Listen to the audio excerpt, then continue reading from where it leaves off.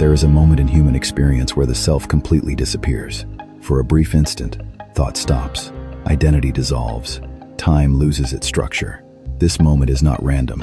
It reveals something fundamental about the nature of consciousness. In Kabbalistic understanding, the ego is not who you are. It is a structure built on separation, control, and identity. It defines itself through comparison and constant mental activity, but there are rare states where this structure collapses. One of the most accessible is orgasm. At its peak, the thinking mind shuts down. The sense of self fades. The boundary between you and everything else becomes unclear. This is why it has been called a small death, not of the body, but of the identity you normally operate through.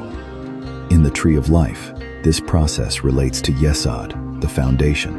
Yesod channels raw energy into form. It is the bridge between the physical and the unseen. Above it lies Dot, the state of direct knowing. Not intellectual understanding, but experience of unity. When awareness is present during these intense moments, there is a temporary alignment between these levels. Energy rises, and perception shifts beyond the usual limits. This is also why time can feel distorted. The mind briefly disconnects from linear sequence. Past, present, and future are no longer experienced as separate. For most people, this passes instantly. The mind returns, rebuilding the same identity.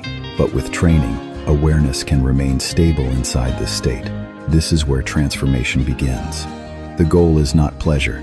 The goal is observation, to see clearly how the self forms and how easily it disappears.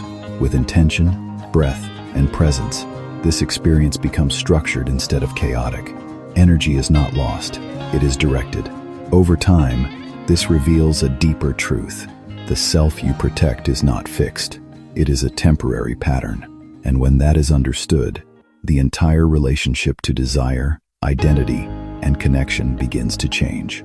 If you want to understand how your energy, relationships, and consciousness are structured, contact our experts now for a personal Kabbalistic reading.